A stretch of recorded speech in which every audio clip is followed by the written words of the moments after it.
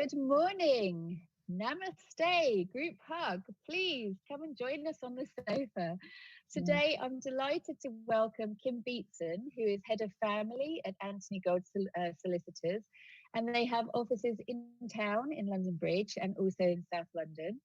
She is joining us today to give us a talk on family, where there's a very, very hot topic right now, which is no fault divorce. So we'll have another talk about that. But first, Kim, welcome. Thank you. Thank you, Karen. And hello. Hi to all our viewers. So tell us, I don't think I really know a lot about Anthony Gold or you, but I would love to hear that. And I'm sure the viewers would as well. So give us the download on how long it's been going, the firm, how big it is, what kind of work it does. That would be an interesting download for us. Right. Well, the man himself was Anthony Gold, and he in fact died last year. But he started his life in Streatham, qualified as a lawyer, moved to the city, but then decided he wanted to set up his own practice, which he did in Streatham, later in town in London Bridge, and subsequently in Walworth Road, Elephant and Castle. So we have 3 offices. I think it was based as a South London firm, but obviously moved to the city, and London Bridge became the city, really. And now, I guess, much of our work is throughout England, because we have a particularly large medical claims and personal injury department, which works, throughout the country.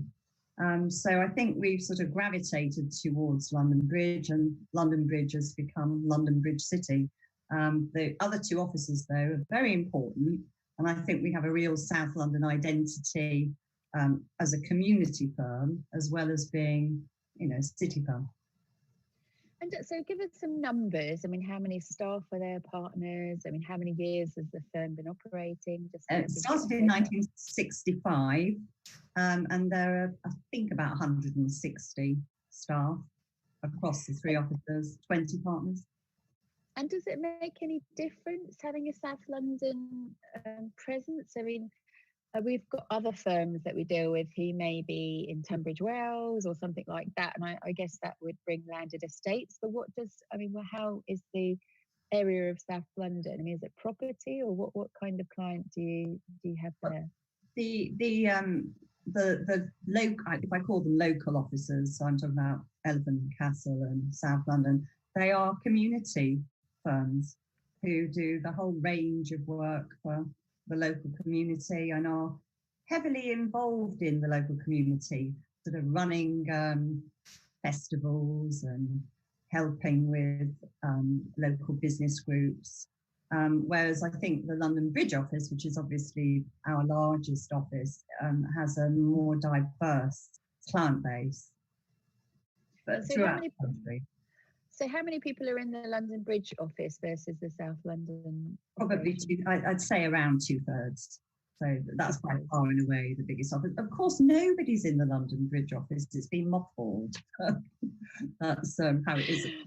Well, yeah. So I mean, that is something we've been asking people. We've Citywealth has turned into a huge Zoom operation and YouTube, but how some people are Microsoft Teams. So how has that worked out for you guys? Because that's quite a big operation, isn't it? 160 staff to having different locations, and then it will suddenly be carrying on and like business as normal. So how has it worked out? It's worked out well, but I think partly because we are, I think, quite a progressive firm. So we've had years and years of offering flexible working, particularly for parents with children. So lots of people have worked from home long before the pandemic. So it's been really a question of rolling it across the rest of us who've not necessarily worked from home. And I think it's worked out very well. I feel so proud of myself. Oh, good. Well done. What are you proud of? Well, you do realise that one day to the next depends on your IT and the quality of your IT staff. There's no doubt about that. You know, you can trace your mental health to your IT. And I think I started out with all sorts of help desk inquiries. Please hop on my computer and make it right for me. And now I don't bother them at all.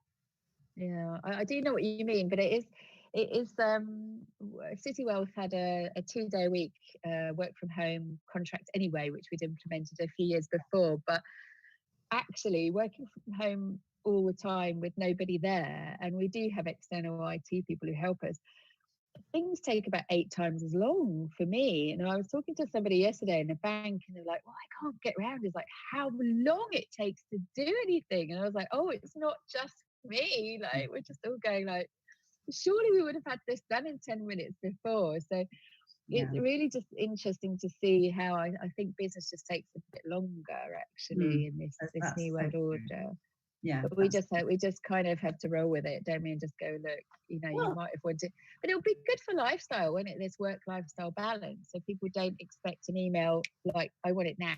It'd be like, it's going to be 3 days, mate. While they do what the kids do, the online schooling, they work out what you're trying to ask them, that kind of stuff. And clients are very understanding, because perhaps they're going through something similar themselves, but they're very understanding when you say, if you make an application, it will be like throwing a pebble into the sea. They really do understand that whatever they feel about their problem, it may not be regarded as a priority by the court. So I think that's been a positive. For me, I've only had 3 months off work, maternity leave, 30 years ago. So it's just been fantastic to spend a little bit of time, pruning my roses and doing stuff like that. I've never had it. Very, very good point. So you sent us some lovely pictures, and we'll do like we're just doing a little bit on how you're staying sane, and the whole vibe of this YouTube video is staying positive, staying sane, and just having a chat with people in the industry. So we've got some lovely pictures. What are those flowers? The pink ones? They're rhododendron. Oh, it's rhododendron. OMG, I should have known that. Yeah. We were looking at some in Regent's Park with my neighbours, and I was going, I know those flowers. What are they? And then you sent them. Yeah. Oh yeah, they are fabulous. And then we've got a picture of you dressed up. We do like a bit of fancy dress at Citywealth. We had James Quarmby dressed up in a very similar Superman outfit, but he was Mr. Taxman, FYI. So I'm a Ninja Turtle. And so tell us, what were you up to? We go through the photos. So we've got you eating some ice cream as a child. You look gorgeous, FYI. We've got some flowers. We had some food. And then we've got the fancy dress outfit, haven't we? So tell me what's going on. That was to do a Zoom, which obviously is the way we live our lives at the moment, and to just sort of perk up a Zoom meeting, really. Nothing more. What dressed up as a Ninja Turtle? Yeah. I happen to have it in my dressing up box, I'm ashamed to say. I've discovered I've got 3 weeks. And now is the time that I need to get them out, I think. Yes, I do think I have a shameful moment in my life where I was kissed by a Ninja Turtle at a party, but let's cross over that. Okay. So tell us about that lovely picture of you as a child, like it's a black and white picture with eating some ice cream. I don't know if I misunderstood the instructions. I thought I had to give some mad photos of me, but probably no, don't worry. We were just, that's me. It was a management test. Okay, that's me with my 2 little sisters, and I thought it was appropriate because the fringe looks very much like my fringe now because my sister's been cutting it. It's called a mum. It's called a mum cut, isn't it? Yeah, absolutely. Yeah, and we've all got the same. Anyway, well done for being a good sport. I love the fact that you're a ninja for your Zoom videos. That's hilarious. So moving on to be a bit more businessy now. The huge topic, I'd say obviously, but viewers might not know, is the no fault divorce, which is really interesting. And we had a chat with another family lawyer, as you know, saying that everyone's hoping that that will go through, so it stops the sort of blame culture of divorce, which I think is right, because everyone I know who's got divorced just seems to go through utter hell with you said this, I hate you, you know, and it does really seem to make people check out of their lives for a couple of years, dealing with quite a lot of acrimony. Even if they don't go for a very litigious divorce, it does seem to be quite difficult process to get through. But in my head, there's always been the problem with financial settlements, which is people don't realise a divorce in its essence is it's got various parts to it, hasn't it? One is like, all right, we've worked out we don't like each other and we want to separate and we've got a lot of assets.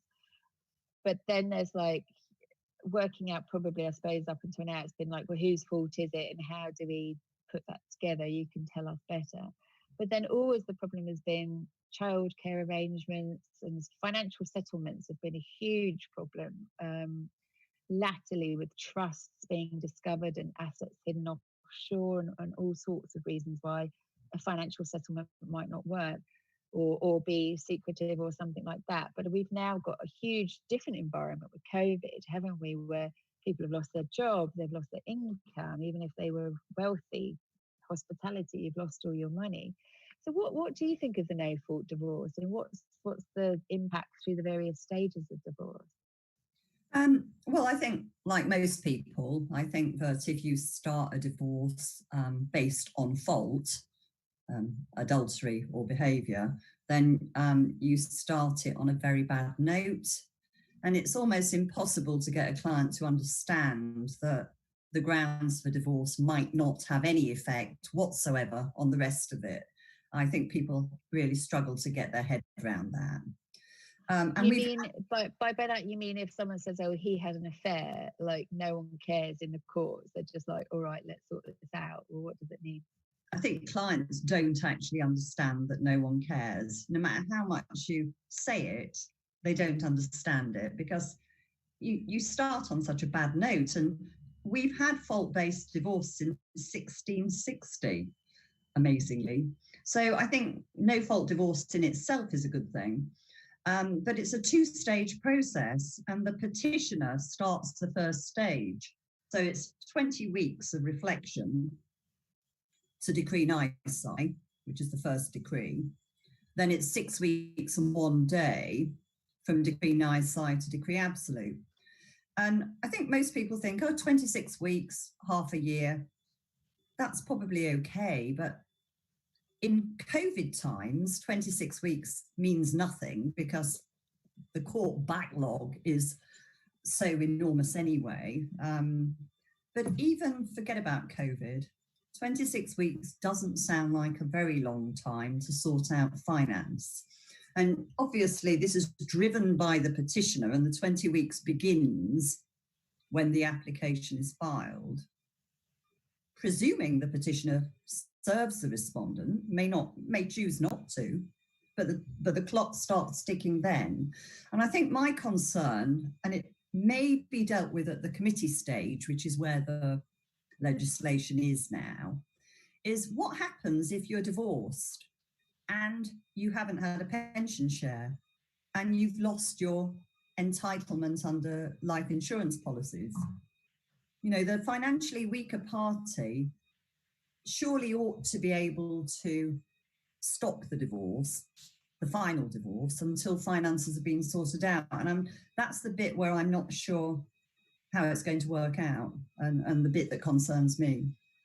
So on the pension front, so that, from the information that I've got, it seems quite tough to tackle getting a share of the pension, but you're saying it's different? No, what I'm saying is that normally you would not get divorced. You would not get your decree absolute until your pension share under a court order had been made, because otherwise you could end up in a situation where you'd lost your widow's pension because you were divorced, and you hadn't had your pension share because it had not been implemented. So I'm cautious that the whole process, which like 26 weeks, is probably the fastest divorce in the world, will it come to a halt if people have not had their pensions usually sorted out? And I hope it will, because you could end up, as I say, without a widow's pension and without a pension share if your ex-husband died before you. So potentially causing poverty for, people who are moving into a different era of divorce. Yes, or further litigation under different statute, which can't. I know that this is not something the government is unaware of, because I know that the Law Society has this concern. So with financial payments, so one warning was not to be too aggressive, or financial settlements, but is there anything you're seeing on this topic? I mean, obviously, but COVID has caused a lot of financial distress right now, hasn't it? So what are your top line thoughts, having different communities within the firm to deal with? Is it caused more distress? Well, as you say, we're a sort of full service practice. So in some departments, COVID has not really made a huge difference. If you were suing the NHS or dealing with a medical claim, then that would be ongoing. But of course, in 2 or 3 years' time, the medical claim scene will be completely different, because people have not been driving cars, so there haven't been any car accidents. And it will be difficult to sue the NHS because of the crisis. So, that's a kind of future problem for that department. For my department, then it will throw up all sorts of new subjects, I believe, and I think it already is doing, because if you had a court order in February based on assumed bonus or assumed deferred stock for, say, typically a banker, then by the end of March, that court order started to feel very unfair, because bonuses probably have been frozen, deferred stock may not pay out at the same level, investments have crashed. So those are sort of new applications that I can foresee, but I don't think, despite media hype, I don't think clients at the moment are wanting to litigate too quickly. It's all very, very unsettled. Now, we have other departments like wills and probate and so on. Well, life continues and people have been very keen to make wills. We're very close in London Bridge to Thomas's and Guy's Hospital, and key workers have been very, very keen to sort their affairs out, tragically. Really? Yes, absolutely. So doctors that I've acted for in the long time ago were the first people in touch to say, I've been called into Guy's, obviously I'm a doctor, I've been pulled over from a private hospital, or I've been pulled over from another expertise, but I really want to sort my will out. So that's like a slightly sad in a way, isn't it? Because they just sort of worry. But in reality, it's quite clever and smart, isn't it? Because hospitals are seen as this kind of hotbed of where the disease is, isn't it? And they are on the front line of the disease, aren't they? So it's logical, really, even if it seems like they're without protection at the beginning, and probably for many, many weeks without proper protection. Oh, and I heard, just quickly, we'll move on to sort of industry trends, but we heard a terrible story when we were in New York, where a lady was one of these nurses who deal with all the accidents coming in, and she said that there was a theft in the hospital, so all of their protection gear, as this sort of idea of getting masks took off, were all stolen from the hospital she worked in. So doing accident emergency for the first couple of weeks while they tried to get new masks, they all had to do it with nothing. You're like, that is really mean, isn't it? I mean, and apparently she saw some guy with his car open with a boot just selling the masks in the street. Oh, that's really mean. But that's actually very similar to what we are suffering, and in this country anyway, isn't it? Or we have been suffering, Seems so. So let's move on to some industry trends. I mean, there's arbitration has picked up in the last few years, hasn't it? And I understand that's one of the skills that you have. And that would seem to me post-COVID. We've talked to Schillings lawyers who are defamation and who are PR, and they see a huge world of litigation kind of storing up for us. But what do you think? I mean, in my head, if no fault divorce comes in, perhaps we're looking at less of that litigious divorce. But if they're saying they see a huge stored up kind of animosity coming with people litigating for any reason, I mean, what's your slice and dice on that? Oh, I think that the world is ripe for dispute resolution. I mean, the only thing that has been a constant during this is mediation. You know, we have continued to mediate by Zoom, week in, week out, from the very beginning. And I think some clients actually prefer it. You know, they don't have the travel, and if they're homeschooling and working from home, that's been a good way of dealing with it for them. They don't necessarily have the face-to-face contact around a table, which some people don't like. Yeah, so that it's quite difficult to do that, I imagine, isn't it? If you're feeling very angry or a lot of emotions there. Yeah. So you're right. Maybe it's a better way forward. I think it will be a way forward that will just be an option, Zoom mediation. And as for the other things like early neutral evaluation, buying a private judge, arbitration, I mean, it's just a no-brainer because, Bury St Edmunds at the moment, which is a divorce centre, is dealing with emails going to February. Now, it was bad before, but it's really bad now. So, you know, when your applications are just kicked into the dust, then you've got to think about other means of dealing with it. And it's how to get through it. Yeah, it's inevitable that people will be choosing independent social workers instead of CAFCAS officers, arbitrators, private judges, early neutral evaluation. All of it is going to prosper, and it should do. So the viewers may not know. I mean, Citywealth knows because we're enmeshed in this world of private wealth, private client, and family as part of that. But private judges is quite a recent development, isn't it? Where people can say, actually, I just want to hire a judge and just do this myself in a room and and get that proper kind of like court adjudication without having to go through that process. So give the viewers an idea about that, because I think I don't know how much it costs, to be honest. It actually depends on the seniority of the judge, and some of them are retired High Court judges, so you're getting a very good quality tribunal. Some of them are barristers who sit as recorders, so they're on the way to the High Court. They would typically charge between £9,000 and £11,000 a day plus VAT, but the day will last as long as you need it. You know, you could go in at 9 and come out at 9, and I have. So it's a good day, and it's a good tribunal. Lots of other people who are at more junior level will be doing it for half that price. But you're comparing it to litigating and the delays in litigating and the constant revaluing of assets, updating assets and so on. It is actually much cheaper.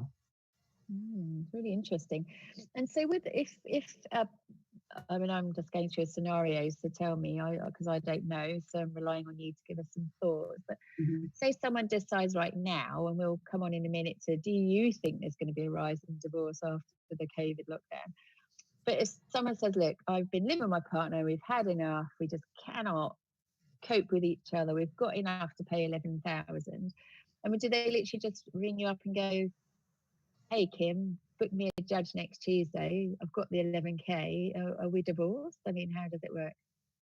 I don't think that there's huge public awareness of it for a start, so I don't really get clients prompting me. It's the other way around. Yeah, I think nobody knows about it, actually. Yeah. And it's I suppose it's me saying, look, we've done the financial disclosure.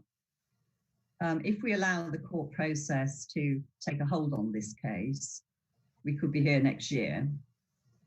If we're happy with the financial disclosure, let's immediately buy a judge for the day and have, a private resolution appointment with him. I mean, the success rate is phenomenal, particularly if both parties want to do it. I mean, the quality of the tribunal is so high.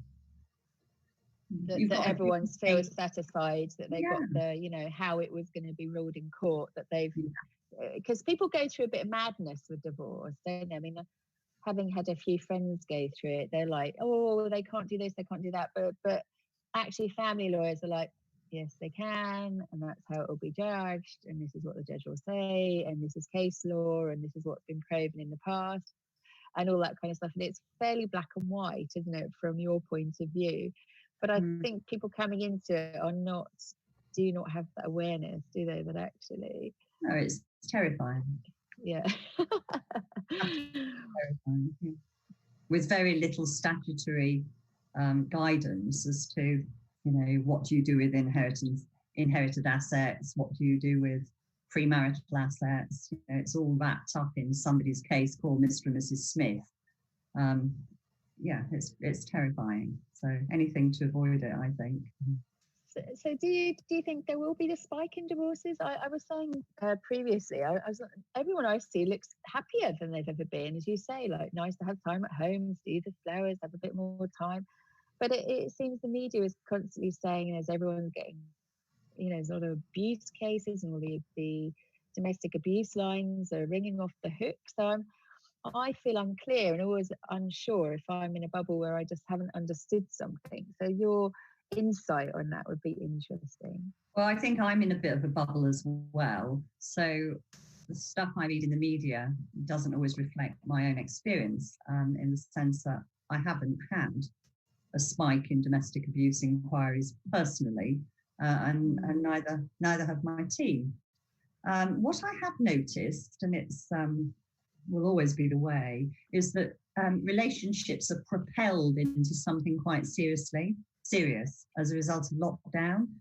People had to choose whether to stay with their parents, maybe with friends, or the new girlfriend or new boyfriend. So there's been a real fast tracking of the seriousness of relationships. Lots of people who perhaps were having an affair in January actually living with that person at the end of March. And believe me, you wonder whether that's going to lead to more divorce. But as you say, some people do say that it's brought them together. It's not all negative. It's all rather random. Oh, there you go. So it's a bit of a wait and see. We'll see what happens. Wait and see. Marriage is going down, so marriage is going down year on year. So it'd be hard to see why divorce would spike. I don't think it will. Yeah. So what do you think about the law? And we've got a no-fault divorce coming, but what about better splitting of assets for cohabitees? Because that's always been an issue, hasn't it, with family law, that the general public have not understood that the law is more favourable to married couples. So they carry on with cohabitating and then just have a complete horrible shock, don't they, when they're like, oh, right, I hate you, I want to split up. And things are not clear cut. But is that still the case, or do you think the law needs to be changed on that? I think that will be the next drive to change. And organisations like Resolution, who have been primary in no-fault divorce, will now turn their attention to reform of cohabitation law, which has just not kept up with the times. It seems very out of date, doesn't it? It's out of date compared to Scotland. So people who are cohabiting in long-term relationships, having children, suffering serious sort of career disadvantage and so on, I think that's probably the next campaign to jump on. Yeah. It took an awful long time to achieve no-fault divorce. We're not quite there. So I don't imagine this is going to be a quick process either. How long did it take? Do you know what was the consultation time? Resolution's been campaigning on the issue since I was the chair. So that's sort of 2005 or something. And, here we are. Here we are at committee stage 15 years later. Oh dear. Yeah. That's a really long time, isn't it? Yeah. Wow. So, any interesting cases that have caught your eye that you think, oh, that's a fascinating case to have a look at? Like personally, I've had quite a lot of leave to remove cases, which are international relocation cases, and I've always done quite a few of those. And What does that mean? it means if you want to go and live in another country, you need the consent of the other parent or a court order. And it's almost like planning a holiday in the sense that you've got to, as a lawyer, you've got to check out travel, cost of travel, schools, political climate, visas, enforceability of orders. They're very, very interesting cases. And I don't know why. It may be because of my own background. I've always done a few of those. I have them now. And as I say, mediation, I've got that coming out of my ears. And the other thing is variation. Gently, probably thinking, do I really want to spend thousands on a variation application? Shall I just wait and see? And I think I'm just saying to clients, just kind of slow down a little bit. You could spend in legal fees on the application the amount that you are complaining about in terms of the maintenance, unfairness, and then find next year that you're back to where you were. It's kind of hard to say at the moment, isn't it? So don't get too agitated, like keep it steady. Because I guess the difficulty is if people are at home and they are getting agitated because they've got nothing to do and nothing to think about, I guess it can get ahead of steam, can't it? But in fact, you just need to be like, ooh, get a hobby, like do something else. Yeah. So, tell us about all your services then. I mean, in the family division. So you're saying that you're doing lots of leave to remove. How big is the family department? So 11 of us. 11. Yeah. I think the other thing I've been doing quite a lot of since March has been prenups. And I think it's because weddings were abandoned. Well, they were abolished, weren't they? So I don't know if it's given people a bit more time on their hands to think about it, or whether it's the impact of lockdown on a couple, maybe causing tensions and questions. So those things have been prospering during lockdown. So instead of rushing into, oh, I love you, and it's all romance, they're going, oh, well, actually, if we can't get married for a few months, should we sort out the assets and stuff? Yes. Which is good, isn't it? Well, anything that sort of makes, well, I suppose it's good. Yeah, it's good to do that kind of thing with time and not to do it under pressure. So that's good. And it's good not to litigate if you separate, or to have some clarity when you separate. That's good too. I always think that prenups, if you're sort of running up to the date of the marriage, it's a rather bleak way of preparing for the happy event. So it's been refreshing to do it in a more considered way. And when we all don't really know how much time we've got to do, to just sit back and go, all right, I can give it another month and have a good old think about it. So what about all these sort of more lateral bits of family, which are, the surrogacy or adoption, or, people moving abroad and they've got the child or things like that? Any thoughts pop into your head about that? I don't personally do that sort of work, but colleagues do, and obviously it's surrogacy is a growth industry. I couldn't comment on adoption though. Okay. So post anything else you want to tell us about your services? It's your moment to give us some hot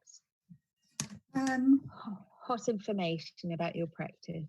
About the practice. Well, I think if you were ever looking for a firm to deal with clinical negligence or personal injury, it would be our firm, because we have one of the largest departments in England and do work across England, not just in London. We have a thriving housing department that deals with everything from landlord and tenant to housing disrepair to leasehold extensions. We have a probate and tax department, residential property, and my own. So if you're looking for a firm that could give you everything, I think it would be mine. If you were choosing a divorce lawyer and you wanted a quick capital gains tax calculation or any tax planning, we can do that immediately. And I enjoy working for a full service firm because of the backup that I get from other departments. Nice, well, that's very good to hear. And so post-COVID, what we've had a few thoughts from you, but I mean, let's look 2 years ahead. I mean, what do we see in our future, or what do you see happening? Well, I can't help but feel that commercial property, as in offices, are going to I think there are going to be many that are vacant, because I think this has taught us that we don't need large office space. We don't necessarily need international business meetings. And it's hard to imagine that this is ever going to go away. You know, certainly in my firm, we'll be looking very carefully at whether we need 3 officers, I'm sure, because we've successfully been doing something different. We've been successfully paper light. I'm sure that international business meetings are going to be trimmed in the future. Retail is obviously a tragedy. You know, it's just hard to imagine how that's going to ever revive and that there won't be significant casualties. And as with 2008, I imagine some law firms are going to fade and others are going to buy them up. You know, so it'd be a regrouping of the legal sector. So you think a bit of corporate consolidation and just, yes, I mean, I guess there's sort of be a bit of a economic reshifting, won't there, in the next couple of years? Yeah, a couple of years, But it looks like a lot of the corporates are planning to come back in September, which would seem, and the shops are reopening now, which is quite a long way, isn't it? Still a few months to go before actually there's a wholesale return to work from banking or stuff like that. So how they're going to manage in the next few months, I don't know.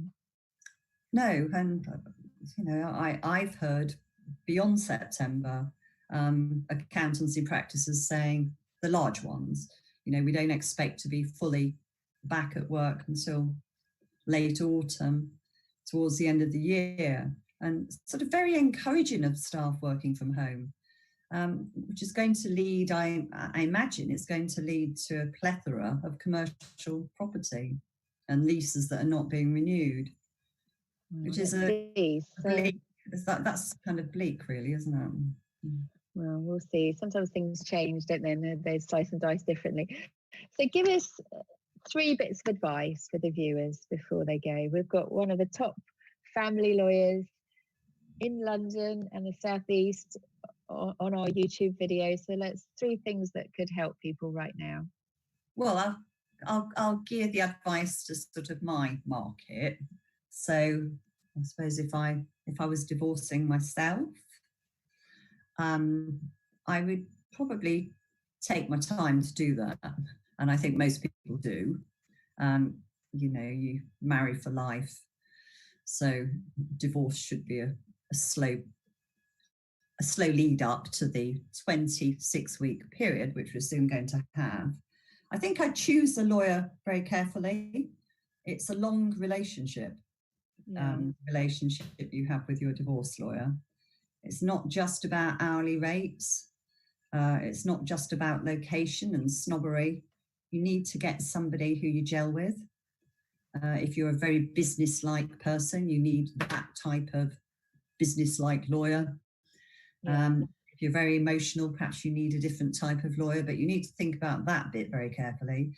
And I think mediate, because why wouldn't you start with that process and choose your mediator carefully, because they are very, very different. And some of them will roll it seamlessly into other kinds of dispute resolution if there's an impasse. Ask the right questions, listen to your friends. Word of mouth is obviously important. So just to finish off, what would be two different types of mediator that you would say? Well, they have different skill sets. So mediators come from social work therapeutic backgrounds. Mediators come from legal backgrounds. Some of them come from financial planning backgrounds. Right, so I see. I suppose if I was choosing a mediator, I'd want somebody who was quite bossy, somebody who was actually going to make a mark on the process, give lots of legal input about options and ideas, sort of move it forward. Whereas other people perhaps want a different type of model that's a bit more therapeutic. I think it requires a little bit of reflection about the type of person you are before you start choosing a professional with whom you're going to have quite a long relationship. I see. So it could be more action-based or more slow, more comforting kind of direction. Some people want, Got it. So I would just want to say thank you so much, Kim. That's been amazing. Really, really pleased to learn more about Anthony Gold and about your practice and your team.